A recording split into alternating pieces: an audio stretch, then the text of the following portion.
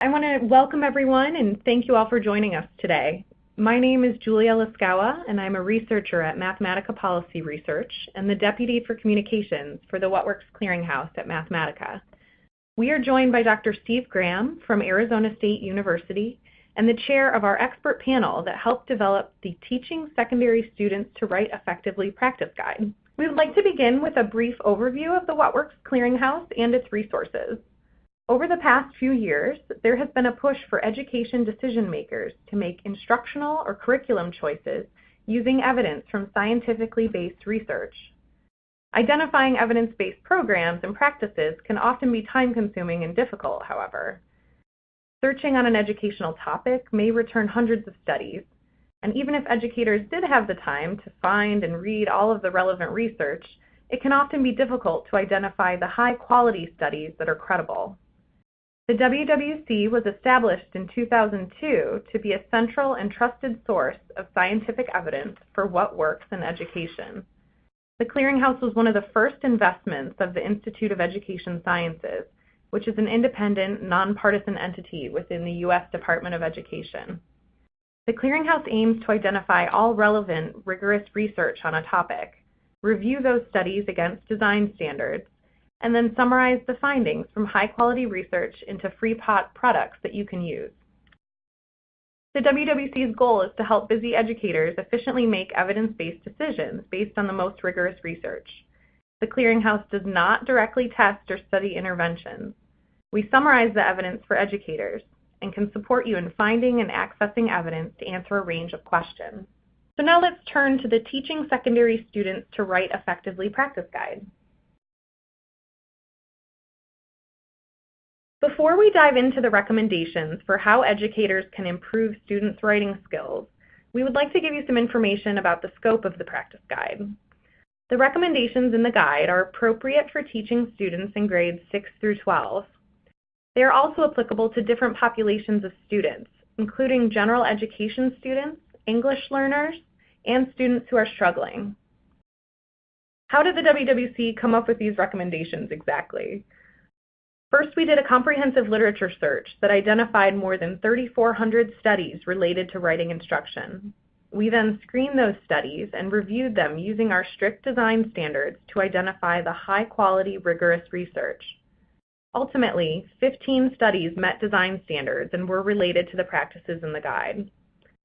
We worked with our expert panel, who are listed here, to help us make sense of the research and draft recommendations in the guide. The WWC appreciated working with this panel of researchers and practitioners, and we were lucky to have representation from the National Writing Project and the National Council of Teachers of English on the panel. The practice guide highlights two general and interrelated themes. First, that writing encourages critical thinking. Writing requires students to think about their ideas and how to convey those ideas based on their own goals and the intended audience. Approaching writing tasks strategically facilitates the development of sound arguments supported by valid reasoning. Second, writing occurs in every discipline and every classroom. Writing is a key component of English language arts classrooms, and secondary students, on average, write more for their ELA classes than they do for any other class. However, students write more for other disciplines combined than they do for ELA. Here are the three recommendations you'll find in the guide. The WWC assigns a level of evidence to each recommendation, and the possible levels are strong, moderate, and minimal. These levels signal if well-executed studies support the practices in each recommendation, and how generalizable the findings from those studies are. In other words, whether the studies reflect the contexts and students that the guide is meant to apply to. One important point I'd like to make here is that minimal evidence does not mean that there is no evidence supporting the third recommendation. There are still rigorous research studies that support this third recommendation, but we assigned a minimal level of evidence because we had some concerns that the intervention was not yet tested widely. And when it was tested, it was combined with some other practices. So while we know that using assessment was associated with positive outcomes, we can't be sure that the positive effects were due only to this practice alone. And with that, I will turn it over to Dr. Steve Graham to introduce our first recommendation for teaching secondary students to write effectively. Thanks very much, Julia. My goal is to share with you the 3 recommendations formulated by the WWC and our panel. And I want to really emphasize that these recommendations are appropriate for teachers in all secondary classrooms, not just English teachers, but biology, chemistry, math, social studies, and so forth. In essence, the basic message here is that writing provides a powerful tool for facilitating learning in the classroom. So in English classes, it's obviously important to use writing as a way to explore new fictional worlds that kids create as they write. But also in all classrooms, writing provides a way for students to share and show what they know. But even more importantly, it provides a method for learning and thinking. So whenever you have to write, you have to make decisions. And so one of those is you have to select which ideas are important that you're going to commit to text. Many kinds of writing activities require that you take that information and organize it in some way, which can often lead to new learning. We also have to put ideas, usually, into our own words, and that forces us to wrestle a little bit more succinctly and specifically and harder with those ideas, as it helps us see if we actually understand what they are. And its permanence is just phenomenal for us because it allows us to go back and look at ideas, make changes in them, rethink them, and reconsider them. So I just want to emphasize before moving on, this is a tool for everyone. I'd also like to point out that the practice guide itself, as all the practice guides are, they're full of recommendations and examples that really fit all classrooms. So in this case, there's appropriate recommendations and examples for English teachers, but also for teachers in the sciences, math, social studies, and so forth. Our first recommendation basically is about teaching students explicitly strategies for carrying out the processes, the thinking processes involved in writing.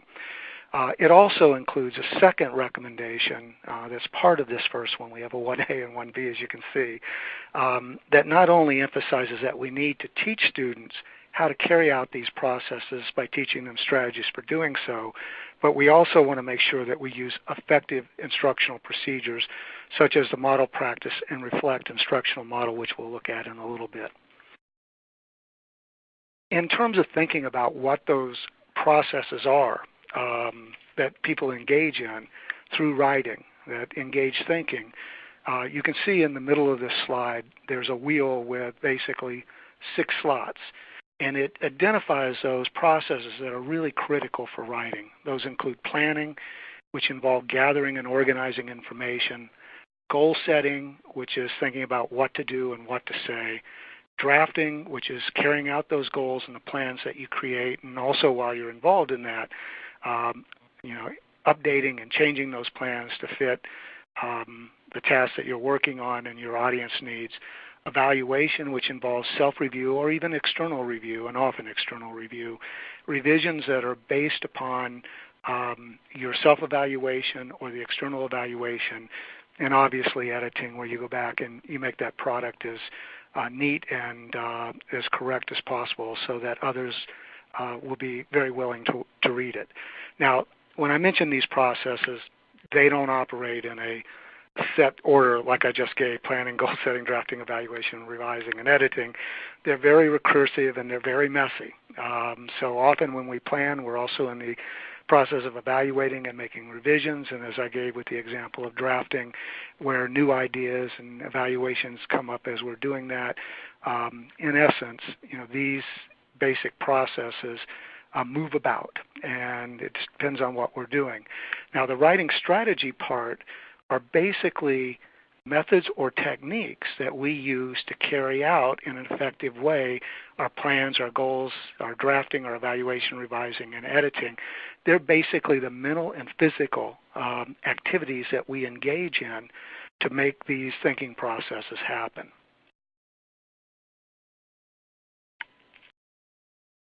In terms of thinking about this first recommendation, let's take a look back really briefly.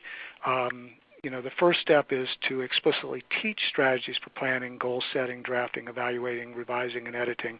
And the second is using those basically flexibly. So let's say that you're a science teacher and you want to teach students a heuristic for engaging in writing as they're working through a laboratory experiment. And so the first part of the strategy might be a pre-writing thing where they're thinking about what they already know, what their hypotheses are.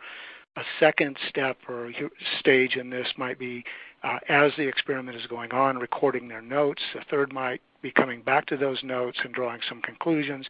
And a fourth may be meeting with other students to share their conclusions, to reflect on those, and to revise those. So when we're talking about a strategy like that, we're talking about explicitly teaching it so students know what processes and mental activities to engage in. The second part of this is we want students to be able to use these kinds of strategies flexibly so that it meets their purpose and the audience for who they're writing for.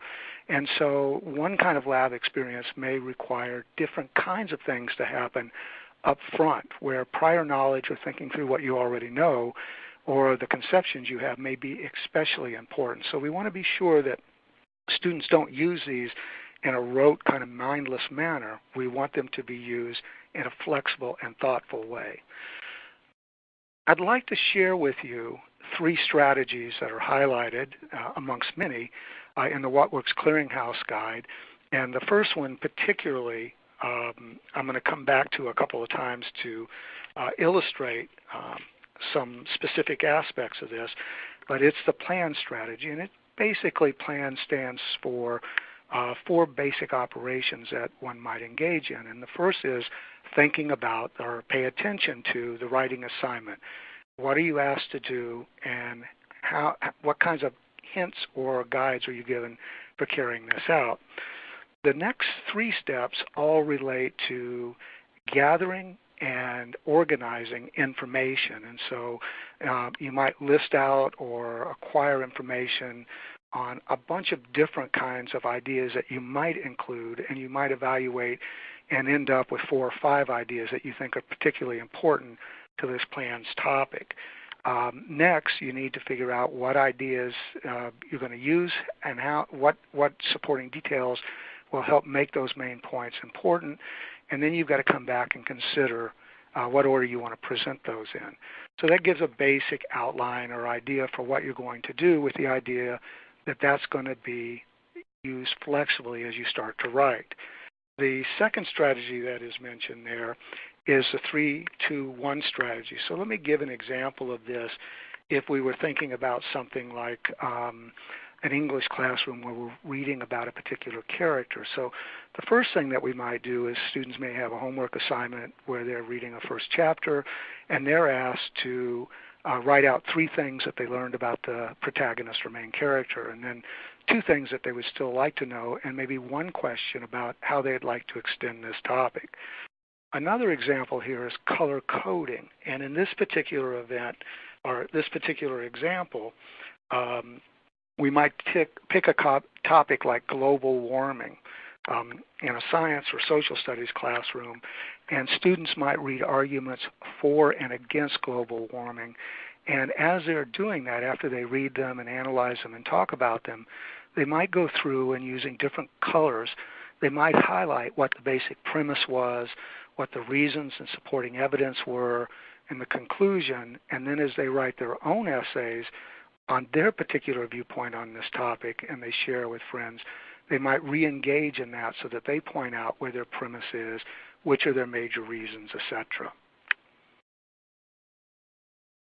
In addition to learning strategies like this, we want kids, as we mentioned earlier, youngsters, to be flexible and smart in terms of picking which strategies to use at which point, as well as making adjustments in those strategies when they do so. So one of the things that we can do, regardless of the classroom, whether it's science, math, social studies, or English, is encourage students to ask themselves a series of questions. And those include things like, what are my goals here? And what strategy will help me to accomplish these goals for both my audience and my purpose? What strategies do I already have that I know that works well for this kind of assignment and this kind of audience? What do I know about this assignment that would help inform my strategy selection? And I would go beyond that and say how I might need to use this strategy, which leads right into the next one. When do I use this strategy? When am I planning, drafting, revising, and so forth? So we want kids to think smartly about when they use particular strategies and make modifications as needed. The other aspect of this first recommendation is not only explicitly teaching strategies, but a model for how to do that. And so you remember the plan strategy that I mentioned earlier. And that one, you're basically analyzing the prompt in the first step, and you're generating your main ideas, your details, and then you're making some decisions about ordering. So in terms of the model, practice, reflect, instructional cycle, we'd basically be involved in three activities. First, the teacher would model how to apply that strategy. And of course, in terms of doing that, they want to make it clear what the purpose of the strategy is, when and why you use it, but they want to show, make visible what's going on in the head when you use a strategy to students so they can see it in its application. So it gives a concrete model. And then students need practice in terms of applying it with help from the teacher and their peers until they can do that independently. An important part of this process throughout is to ask students to evaluate and reflect upon their use of the strategy and their peers' use of the strategy and also the products they produce. We want to be sure that students see that the strategies that they're using actually makes a difference. And sometimes that's not really obvious unless we look for ways of making that happen. So in terms of the first part that I mentioned, the modeling, in some ways this seems like an obvious thing to do, but in my experience in talking to many teachers, this is not something that they always feel readily confident to do. And so we have a Think Aloud protocol here for modeling a planning and goal setting strategy. And in this particular case, there's a series of model questions. And I think the way that I would encourage you to think about this is if I was to model the plan strategy for this particular topic that we're looking here about animal and plant cells, then one of the things I'd want to do is think about the things that we have here, like who is my topic audience. I want to be sure that when I'm modeling the strategy, I'm focusing all of my thinking out loud for students. So I'm establishing the purpose of using the strategy. I'm establishing my goals that will help guide the use of the strategy. I'm talking about the strategy as I'm engaged in using it, and I'm talking about how I'll carry that out as well, which each of these kind of examples illustrate. And at least for me, when I do this, I often will generate a small script and then practice it in my head before doing it in the classroom. I'd also like to share with you, in terms of thinking about this model that we've been talking about, the model, practice, and reflect, a couple of different activities that cut across content areas. And the first one that is presented here is using a procedure called compare, diagnose, or operate, or CDO. And basically it's a revision strategy. And what happens with CDO is that you read back through something and you have this kind of moment of like, oh, that's not what I meant there, or I thought of a new idea, or should I consider this? So that's the compare part. The next step is to diagnose. So if you notice something's not quite right, you might be able to diagnose what the problem is, or you might not. That's not actually obligatory.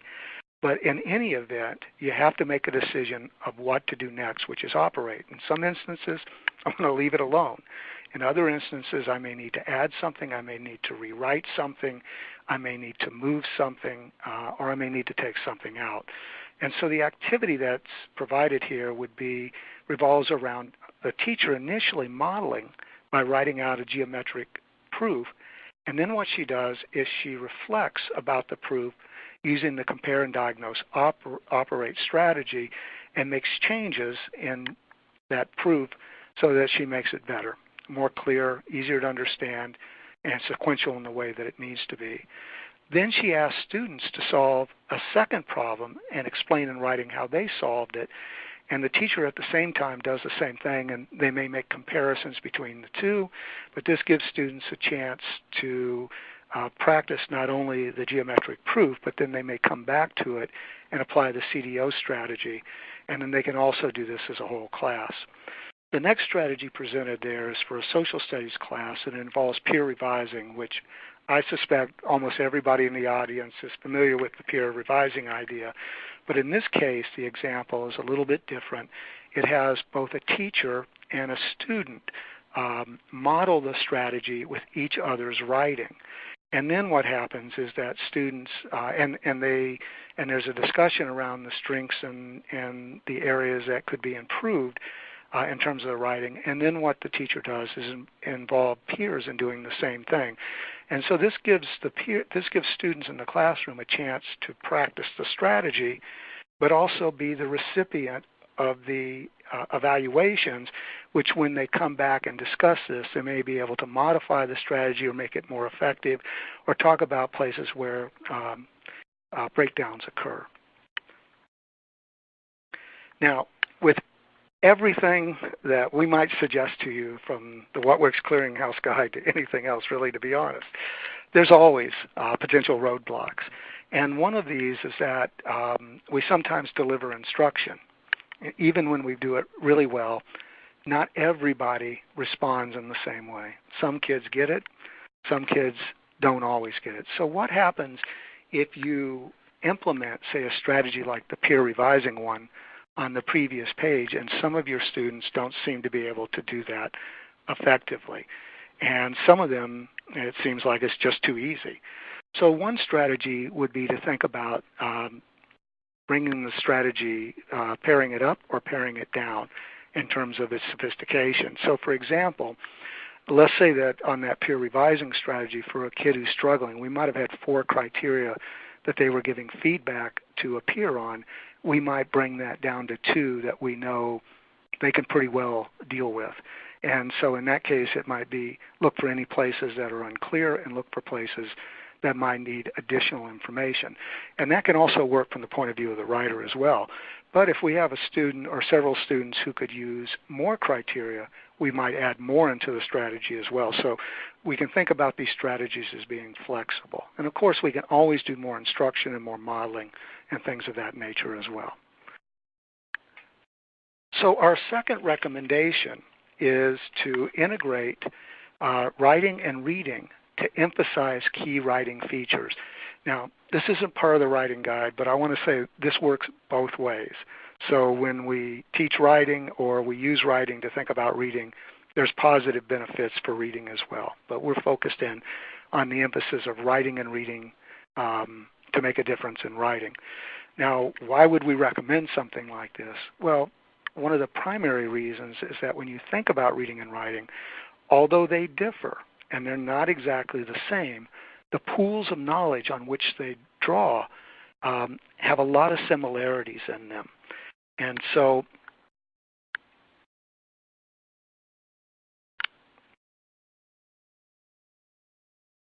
excuse me for a second, I'm having a little trouble advancing my slide. So I'm going to ask on the WWC part, would you advance my slide because mine's frozen up? Thank you. So in terms of the second recommendation, there's 2 steps to this. We want to help make sure that students understand that both writers and readers use those similar pools of knowledge in terms of strategies, knowledge, and skills to create meaning. So one way of doing this is we look for opportunities to point that out. So if students are writing on a particular topic in a social studies class, we want to point out that they draw upon their previous knowledge to help them understand what they're reading. When they write about the same knowledge, they're drawing on those same sources to gather ideas. We also want to use a variety of written exemplars to highlight the key features of text. And so let me share kind of an aside here on this, is that when Toni Morrison, a famous American writer, was asked about how she learned to write, what she said was through reading. And what she went on to say even more specifically was that as she read, she analyzed the text she was looking at. And that helped give her ideas about what was important in particular types of writing and how to go about engaging text that was not only clear but engaging. Would you advance the slide, please? So in terms of thinking about what are some ways or activities that we can go about helping students make that connection between writing and reading to facilitate writing, there's a sentence starter strategy here that's presented. And I want you to think about this if you're an English teacher and you were working on something like reading The Great Gatsby. So in terms of revising meaning, you might have students use sentence starters as they read through certain parts of The Great Gatsby where they think, at first I thought X about The Great Gatsby, but now I think X. Or my latest thought about The Great Gatsby is, or I'm getting a different picture here because, and reflecting and relating. So this could be as you're reading the book or about writing about The Great Gatsby. The big idea is, a conclusion I'm drawing is, the most important message is. But the basic idea here is that we use these sentence starters to help us in both reading and writing about a particular topic, and they serve a conjoint purpose across the two. Next slide, please. Another example in terms of helping students use reading to facilitate their writing is using editorials as peer and professional exemplars for students' own persuasive text. And so there's a series of recommendations here that I really think, even if we weren't talking about editorials, apply pretty broadly. So we can read the editorials or some other type of persuasive text to identify the specific features of the editorial. So what is it that makes this an editorial? So we look for those basic features. We can also ask students then to reread that editorial or multiple editorials to take a look to see what makes them effective. And we can do this by having both strong examples and weaker examples so that they get a sense of how those particular elements play out. Then we can ask students to write their own editorials using those same basic elements. So they try to actualize that for themselves based on their new knowledge about what an editorial is. And then just as importantly in terms of the model practice and reflect that we talked about earlier in number 1, in our first recommendation, we want to have students discuss those features with each other, how it worked out in their own editorial, places where they might want to make changes in terms of the use of those features to make their editorial even stronger and more relevant for the audience. Next slide, please. Now, again, we're back to the same issue that we talked about with recommendation 1, and that is, I'd love to say there's no obstacles to doing any of these, and this represents one we talk about in the Works Clearinghouse manual, but there are recommendations across each of these or limitations that you're going to want to think about, and the guide offers some solutions. So the one I'd like to talk about with you is that often what we hear is that from content area teachers, I don't teach reading or writing. That's not part of what I do. That's not my responsibility. And so I want to point out a couple of things that you might consider. One is that there's considerable evidence that when you have students write about what they read in your content class or write about what they're learning, it improves performance. And that's the case even with fairly simple writing activities that don't have to be necessarily taught directly or explicitly. So writing responses to homework questions, taking notes which may have been taught in an earlier grade, generating your own questions for something that you've read. So there's many things that we can ask students to do that involve writing that may help focus their attention in useful ways. Another thing is that this often feels like it's an individual effort. It's all falling on me as the biology teacher to do this. But this should be and obviously could be a school effort, so that if we're introducing an approach to writing persuasively, then what we might do is make that a school effort where that general basic approach is used across the classrooms, but then the teacher individualizes it for their particular content area to make it more relevant, because what counts for a fact or a detail, a relevant detail in English, science, and social studies is likely to differ, and each of those content areas has their own specialized way of how to make an argument, but a general frame can provide a starting point for doing that. It's working again for me, so I won't be calling out, please make the slide advance. So our third and final recommendation involves the use of assessment of students' writing to inform instruction and feedback. And so I want to return back to the plan strategy that we started off with pretty earlier. And you'll see on this slide over to the left, there's 3 basic steps to implement this recommendation. And so we're thinking about that plan strategy where you're planning something up front that you're going to write about. One of the things that you might do in terms of thinking about what instruction might be needed to put such a strategy in place is to take a look at what kinds of strategies students already use. So if they're already using an effective approach for kind of generating or, in a sense, organizing their information, we want to know that up front because we don't want to make that go away. We may end up modifying our strategy to incorporate that in there. We might also find that they're doing very little planning, which is more common than not. We also want to take a look at what students are writing because we'd like for the strategy, the plan strategy, to make sure that they're including within the composition the things that we think are most important and are most likely to deliver the message that they're going to develop in an effective and clear manner. And so our initial assessments may be on both of those to use the plan strategy. And then once we teach it, we want to regularly monitor whether or not it's working out. And I'm also going to say in a little bit, it's not just us regularly monitoring, it's also students doing it at the same time. And part of this regular monitoring ought to be that students may have useful suggestions for how to change the strategy so that it's more effective. The plan strategy I'm particularly familiar with because it was a strategy we developed and did with middle school students, and what we found when we got to the reflection part was that students said, you know, I'm using this simply, the plan that I make, without any modifications as I write. And we talked about that, and so they added a plan-M, which was to modify as you write. And so a way of thinking about this now, turning to the right, is we want to do our assessments and analyze what we learn about the students.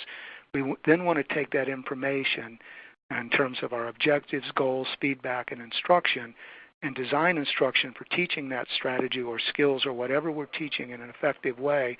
We want to put it into play, and we want to keep assessing to make sure things are working as we do this. And we want to engage students in helping us do that as well. Now, this next slide provides an example of how we might do some of this online assessment. And so it centers around summarization to a large degree, but we might have an online or on-demand prompt and the use of graphic organizers to help students generate information and examine how that's working for them. So what did students do well in terms of their pre-test? So that would be our initial trying this out. Were they able to summarize the information, give the basic theme? Or we might ask what students did not do, what did they not do well on this? For example, they did not quote from the text or other commentary. And then that would lead us to think about things we need to teach or do to make sure students can use our strategy effectively. But we can try it out, see what works, see what doesn't work, and then modify or construct our instruction so that it takes that into account. Another important part of this, and the reason that the graph is here, is that if we're graphing as students practice in that model, practice, and reflective model, if we're practicing how they're doing in terms of using the strategy or some aspect of the product that they're producing, this provides us as teachers with information where we might consider whether we need to make a modification. So you notice here in this graph, we kind of go flat and then there's a big jump. There was a modification made by the teacher. There's another advantage to doing this if students are involved in this graphing as well, because they can see their progress. One of the challenges in writing is that when we teach students to do something new, we're asking them often to replace something that they're doing now that may require a little effort on their part and gets the job done. Maybe not as well as we'd like or they would like, but there's a tendency to fall back on that default kind of less effort strategy. When students can see their progress and see the changes are made, they're more likely to use the new things we're going to teach them. And then finally, a potential obstacle for doing the formative assessment we've been talking about is time. And it's always a problem for us. And so one of the things I want to point out here is we can always ask students to be part of this process, and they're often very smart about how things are going, and they can carry part of the load for us as well. We can also look at current assignments that we're using to see if we can modify those in ways in which we can make those part of our formative assessment as well. And at this point, I'd like to turn back to Julia, and I'd like to thank you for being with us today. Thanks so much, Steve. To conclude, we just want to mention a few ways that you can keep up to date with the What Works Clearinghouse. Joining our mailing list and following us on Twitter or Facebook are really the best ways to stay informed about future practice guides and intervention report releases, webinar opportunities, and other exciting events. And with that, we will turn it to the question and answer portion of the webinar. Great, thank you, Julia. So good afternoon, everyone. My name is Shannon Monahan. I work on topical products, including practice guides for the What Works Clearinghouse. And we have received a few questions. Thanks to all who've submitted, and please continue to add your questions if you have some. So I'm going to start with a question. This one is directed to Julia. It has to do with the sample that's included in the research studies.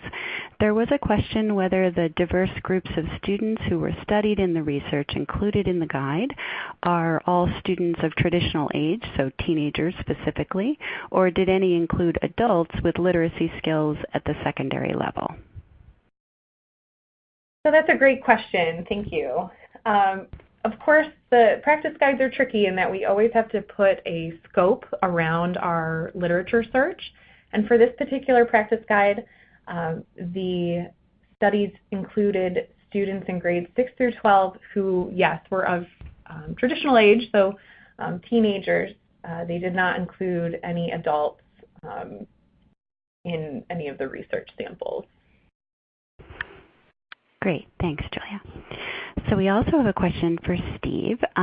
Steve, this question has to do with students who might be struggling, and specifically whether students with learning disorders internalize the strategies.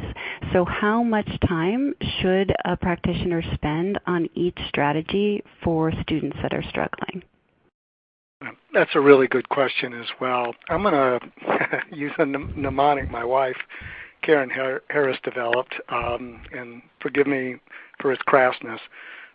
She basically has a saying, don't pee in the classroom, with the P, E, and E standing for post the strategy that you're going to learn, explain it, and expect that students are going to do it. Basically, I think for most kids, what we found in the work that we do is that often for kids with learning disabilities, and that's really my primary area of expertise, we end up modeling the strategy once, sometimes twice, and the second time may actually be in a smaller group setting. We usually find that it takes about 3 or 4 practice sessions before students start to internalize. But really important to this, even if it takes more or less, is that the initial approach that we do is we model with the teacher taking the lead but students helping. Then what happens is peers work together to do the strategy with all the support material in front of them. For example, something that gives them an idea of what to do first, second, and third. And we're really clear. The idea is to make those materials go away, to do this independently and effectively, and so that material's faded out. And so with 2 modelings and let's say 3 or 4 practices, we find that most kids with learning disabilities can use a strategy independently and effectively. We also use mnemonics like the PLANS one to help them remember the steps, but the idea there is basically it's not the mnemonic that's important, it's the processes that you engage in. These strategies can be used effectively with all youngsters, including those with learning disabilities. Great, thank you. And in addition, Steve, can you talk a little bit about how the strategies might be adapted for English learners? Okay. One of the challenges, I think, in terms of English learners is that, initially, depending, this is a really difficult question because we have a broad range of English capabilities in a classroom. But if you have very little English, then an initial starting point, and we've done a number of studies outside this country with other people, we start with the initial language. Now, in a place like Arizona where I live, that's controversial because they want everything done in English. But we actually start in the native language to do the practice, and then we start switching over. So that's one way of approaching it. Another is that a lot of times, in terms of teaching strategies or other writing skills, we want to make sure that our vocabulary that we're using to describe the skills, strategies, knowledge that we're teaching are understood by students. So we need to take extra care to make sure that happens. We're doing some work now with English language learners in Arizona, and basically we find that the model, practice and reflect model, works well. We just need to be sensitive to the background knowledge that students bring and the level of their English in terms of modifying what we're teaching to these students or to these youngsters. Great, thank you. So going back to Julia just for a moment and talking again, Julia, about the sample of the research included in the practice guide, were at-risk students included, for example, students who were formally identified as having or were struggling or having disabilities, or students who were English learners? Yes, so the research supporting the guide did include diverse groups of students. When we talk about students who are struggling, we both mean students who may be struggling in the classroom who have not yet been identified as having a disability, as well as students who have been formally identified as having a disability. And as Steve mentioned a few moments ago, this is really the bread and butter of his research. But yes, to answer your question, we did have students that were struggling, students formally identified as having a learning disability, as well as English language learners included in the sample of studies supporting the practice guide. And do you mind if I add something, Julia? Please do. Some of the studies, for those wonks who are interested in looking more specifically at the studies, particularly the work by Carol Booth Olson and her colleagues, involved a large number of kids in the classrooms who were English language learners. And almost all of the studies we're talking about here, if they involved regular classrooms, had the full breadth of kids in them. So kids weren't excluded from participating in those studies. So they would also have students with disabilities who are included as part of the regular classroom. Thank you both. Julia, another interesting question that we received. Were there any areas of writing instruction that the panelists were interested in, but that there wasn't enough research to explore or investigate with the practice guide?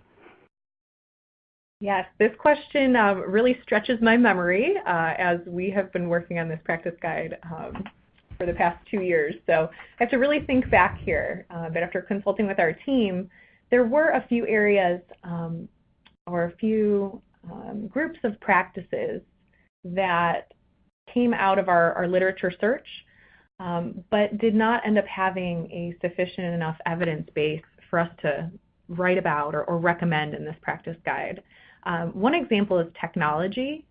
I think technology and technology in the classroom is definitely a buzzword topic these days.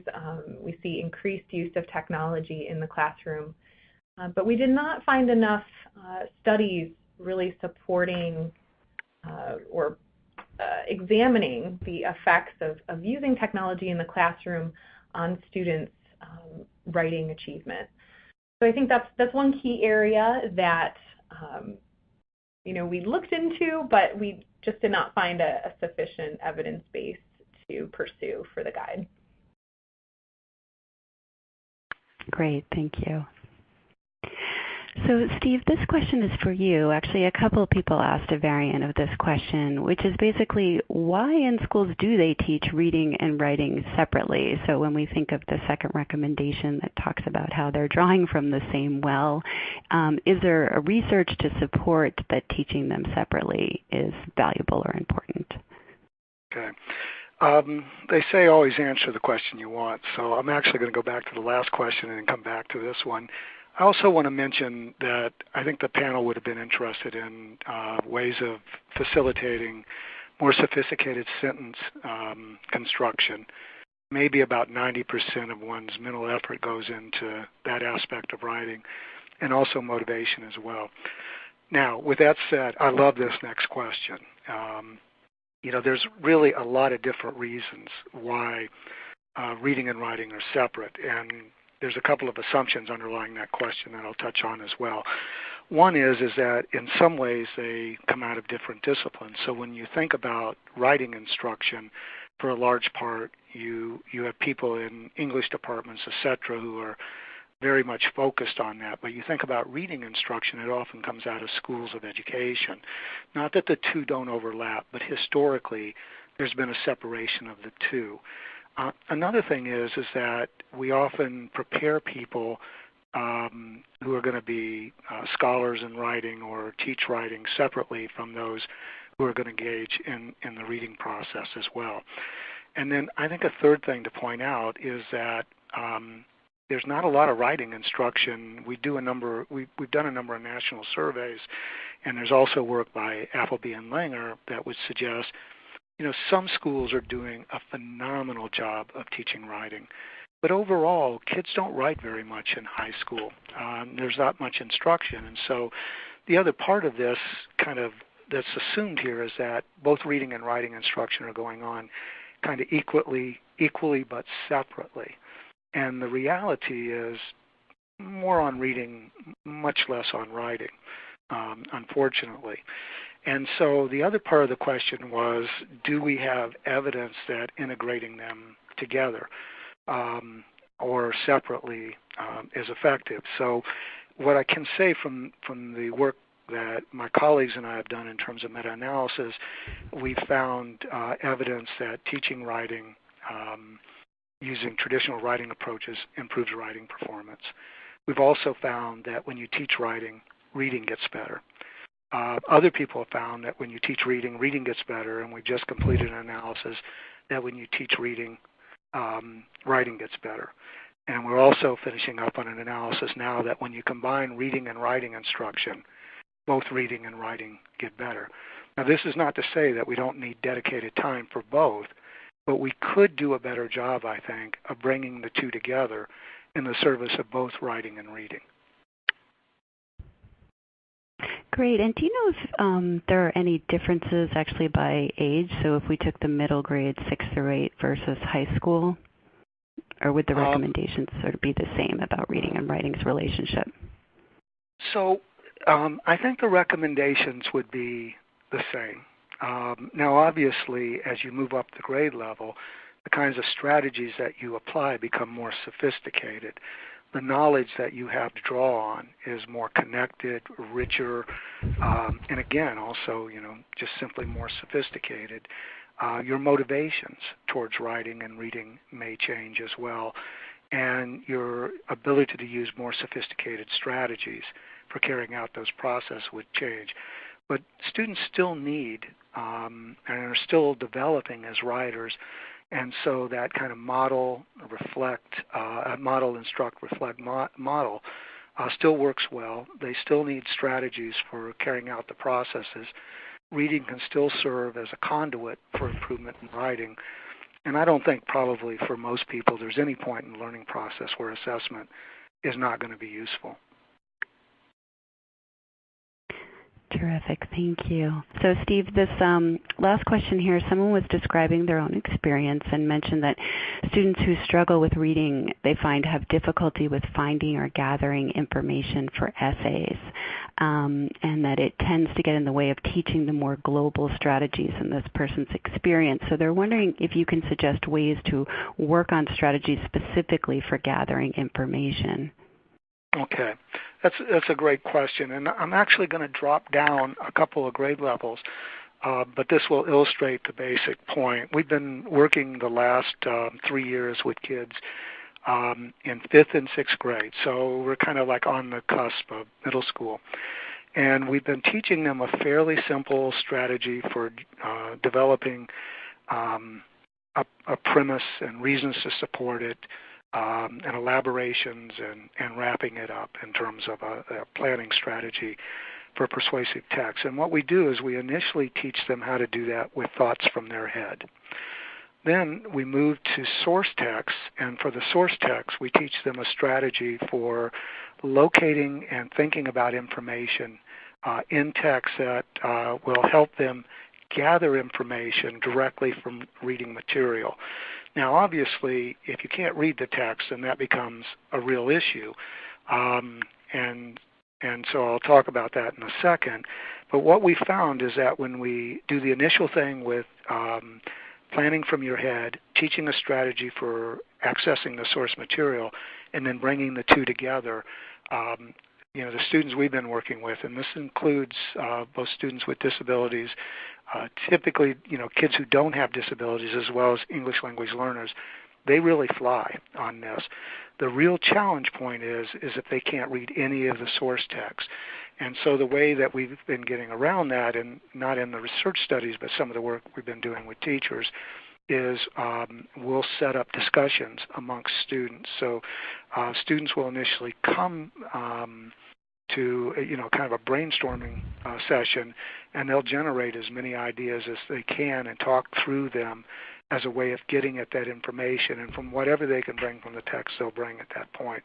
It's not a perfect solution, but in this particular case, we don't have the option of trying to work on upgrading reading skills to a large extent.